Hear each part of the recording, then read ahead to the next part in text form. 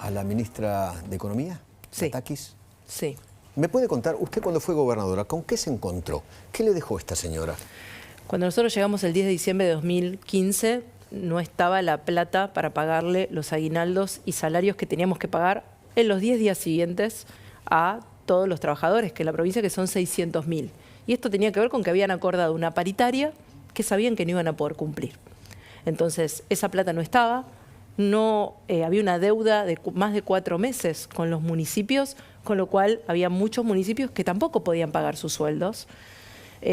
Fue tan burdo, Eduardo, que el otro día recordábamos con el equipo que ni siquiera estaba la plata para pagar los premios de fin de año de la Lotería Provincial. Ese era el nivel de desastre. O sea, nosotros dejó la caja Nosotros vacía. encontramos la caja en 190 millones de pesos y había que pagar salarios y aguinaldos por 26.000 millones de pesos. Si no hubiera sido por la intervención del gobierno nacional en ese momento de Mauricio Macri, no hubiéramos podido pagar los salarios, porque era imposible que en 10 días se pudiera reunir ese dinero para pagar salarios y aguinaldos. Me acuerdo que ni siquiera en el operativo Sol podían pagar. No le podían pagar a los policías para el verano. No estaba previsto el pago, no estaba la plata para el pago, no estaban los patrulleros necesarios, o sea, todo era un gran caos. Pero además, más allá del flujo de caja, fue la presión tributaria más alta de la historia de la provincia.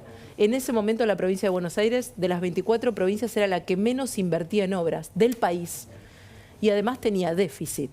Entonces, todos los indicadores de la provincia estaban mal después de 8 años de gobierno, donde la Argentina en esos 8 años, en muchos de esos 8 años, había crecido, con lo cual no había excusas para que la provincia estuviera en esas condiciones. No se le pagaba a los docentes, creo que hasta recibió un ladrillazo de Baradel, ¿no? Una cosa así. No, había tenido muchos, los medicamentos oncológicos tenían 3 meses de demora en la entrega por falta de pago cuando nosotros ya llegamos. Digo, era una situación realmente muy crítica que si no hubiera sido por la ayuda del gobierno nacional no hubiéramos podido enfrentar, porque en 10 días, además, pensemos, 600.000 familias cerca de Navidad y Año Nuevo, esperando cobrar su aguinaldo y su salario. Los gremios nos pedían reuniones para saber si iban a cobrar. Ese era el panorama. De hecho, yo dije mi primer día de asunción, la provincia está quebrada. Esa fue la palabra que usó. Lo dije muy claro.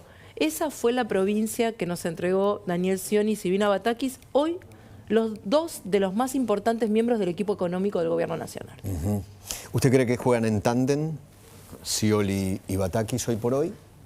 Yo creo que hoy el gobierno nacional no tiene un equipo económico definido. De hecho, la ministra, yo todavía no escuché cuáles son los nombres ya acordados a 4 días de su asunción de su propio equipo económico. No estamos hablando de lugares menores, hablamos de el que maneja las finanzas y el vínculo con el Fondo Monetario y se vincula con el Banco Central, el secretario de Hacienda que maneja justamente la caja donde hay que pagar todos los días cuentas. Esas personas no están nombradas.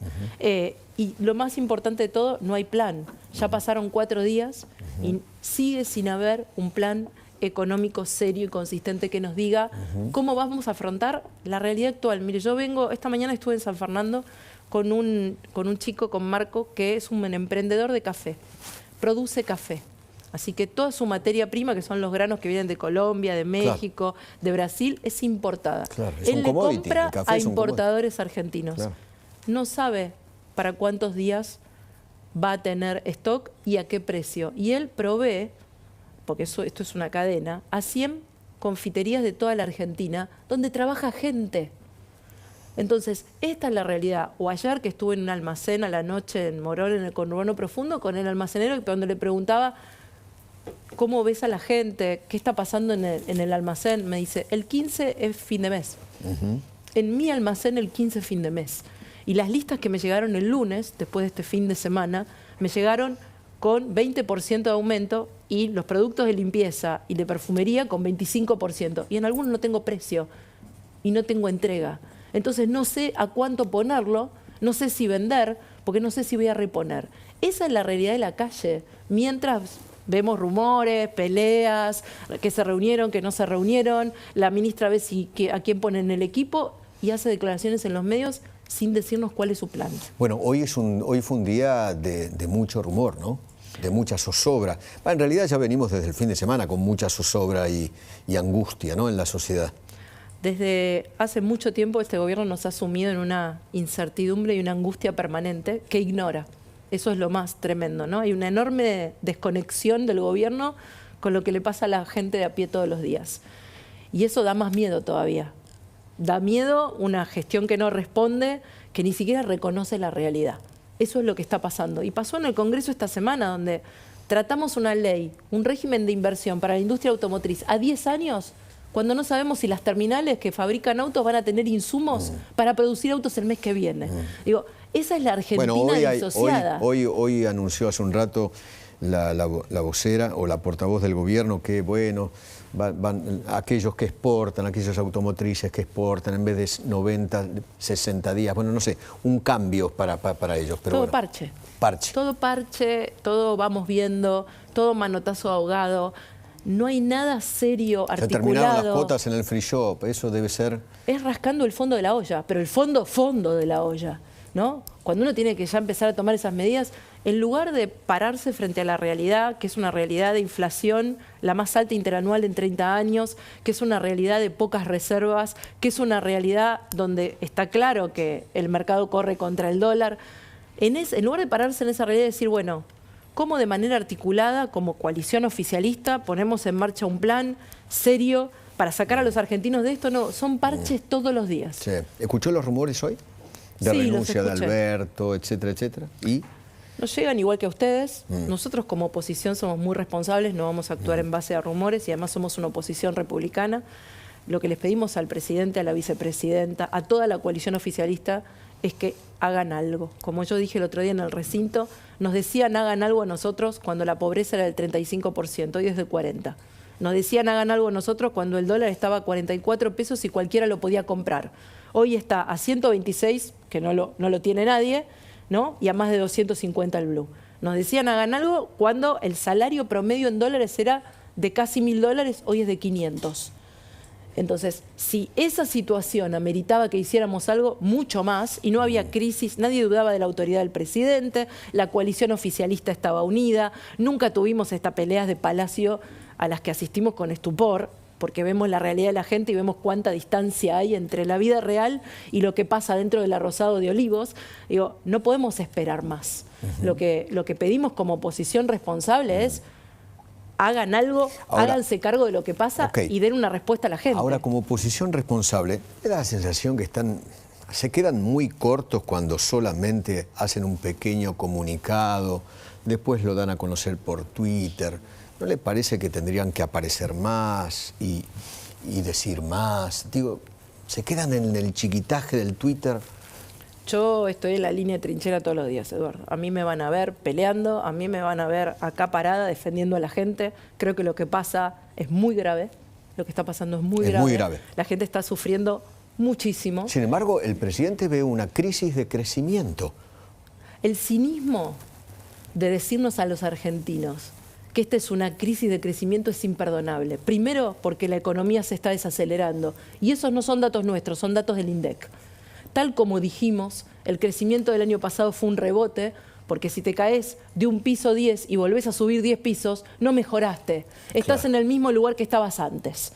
Y ese subir el edificio se detuvo. Así que acá en la Argentina no hay ninguna crisis de crecimiento. Lo que hay es una profunda crisis de confianza. Y no es que faltan dólares, falta confianza. Y no hay confianza porque no hay plan y no hay equipo serio. Y lo único que vemos son escenas bizarras de discusión por poder y por cargos entre ellos y para ver quién manda. La Argentina en vilo para ver quién manda, pero también leamos la realidad, ¿no? Lo que pasó y lo que está pasando estos días no solo es producto, no es un cambio de ministro, ni siquiera el producto de la pelea entre el presidente y la vice. Lo que está pasando es la consecuencia del fracaso de 2 años y medio de políticas económicas, donde el gobierno se endeudó más que el nuestro, a más velocidad, en pesos, y tenemos más de 60.000 millones de dólares de deuda. Bueno, lo que dicen el gobierno es, es pesos, no es dólares, es distinto. Detrás de los pesos están los fondos de los jubilados, los depósitos nuestros en los bancos, digamos. No es que no hay nadie, estamos nosotros, nuestros abuelos están detrás de la deuda en pesos. Y la han tomado irresponsablemente, porque no querían justamente tener un plan y hacer lo que había que hacer. Esa es la verdad, porque siguen pensando que la emisión no genera inflación. Solo en el día lunes emitieron 300.000 millones de pesos, Eduardo, para sostener los bonos. Eso inexorablemente es más inflación. No hay economista que no diga que el mes de julio va a ser tremendo en inflación. ¿Le puedo hacer escuchar? La portavoz del gobierno hace un rato habló de crecimiento, mire. Las medidas se van a ir tomando y se van a ir anunciando paulatinamente. La ministra está trabajando en todas las correcciones y medidas que quiera hacer al plan económico, que como ustedes saben y ya he dicho, está ratificado para que sea cada vez mejor. Y como ustedes saben, este gobierno está conforme, si se quiere, con el grado de crecimiento y de desarrollo que estamos, el grado de crecimiento que estamos logrando, la creación de empleo. Mañana vamos a tener números muy estimulantes con respecto a la creación de empleo privado, empleo registrado, empleo en blanco y baja del desempleo. Números que se van a conocer mañana, pero que ya sabemos que nos van a dar esos números y esos datos. Disney, Suiza. Pienso en la reunión que tuve ayer con vecinos de Morón, con una mujer que me dijo que en los últimos 20 días le habían asaltado 3 veces a su familia y le quitaron la camioneta y a sus hijos las 2 motos con las que hacen reparto porque no consiguen trabajo. Esa es la realidad. Ojalá los números del INDEC mañana anden bien. La realidad es que el empleo que se generó desde el fin de la pandemia hasta ahora es empleo público o es empleo informal, es empleo en negro. Ese es el empleo, la mayor parte del empleo que se generó en la Argentina. No sé cuáles van a ser los números que muestre la portavoz mañana. Ahora, sin duda, si uno está angustiado y tiene incertidumbre, si escucha a los funcionarios del gobierno decir que están conformes con el crecimiento y el desarrollo de la Argentina, y a uno le da todavía más angustia y más incertidumbre. Cuando la ministra de Economía dijo el derecho de viajar colisiona con la generación de empleo, ¿usted qué sintió? Que nos están tomando el pelo. Que la falta de empleo o los problemas de empleo no son la consecuencia de que la gente viaje, sino justamente de una política económica seria. Como no hay confianza, nadie invierte. Como nadie invierte, entonces no hay trabajo. Porque cualquier kiosquero, no hace falta irse muy lejos, pero yo estoy recorriendo el país, desde Tierra del Fuego a Jujuy le puede decir cualquier pyme que tiene miedo de tomar a un trabajador por la industria del juicio, o que no puede tomarlo porque los impuestos son muy altos. Entonces, ¿de qué está hablando? ¿De que porque viajamos y gastamos en dólares, eso no le da trabajo a nuestros hijos? El desempleo en jóvenes triplica al desempleo promedio. Entonces yo lo que les diría es, sean un poco más prudentes, vean un poco más la realidad, escuchen un poco más lo que le pasa a la gente en su casa antes de hacer declaraciones irresponsables. Y a la ministra a la tarea porque hace 3 días que asumió, y más que declaraciones en canales de televisión, lo que necesitamos es un equipo y un plan. A ver, declaración sobre Macri, a ver. Nuestra patria, desde el 9 de diciembre de 2015, entró en un tobogán. Y no hay argentino ni argentina que no lo sepa. Podrá reconocerlo o no, pero lo sabe. El daño, el profundo daño que generó la presidencia de Mauricio Macri, no solo a quienes no lo votaron, sino también a quienes lo votaron, es muy profundo y de una gran extensión en el tiempo. A veces quieren minimizar desde muchos medios de comunicación, porque vaya, está muy bien que quienes están en Juntos por el Cambio, Cambiemos, o no sé cómo se llaman ahora, cuál es la nueva razón social, minimicen el daño de Macri. Lo que llama la atención... Acaba de decirlo recién, Máximo Kirchner en Escobar. Pero Macri, pero los medios. Nada nuevo en el kirchnerismo. Siempre la culpa la tiene otro, la tiene la pandemia, la tiene la guerra, lo tienen los comunicadores, la tiene Macri, la tiene nuestro gobierno, nunca ellos. El problema de no hacerse cargo es que cuando uno no se hace cargo y busca permanentemente culpables, no tiene las soluciones. Porque si no tiene la culpa y no tiene la responsabilidad, no puede resolver.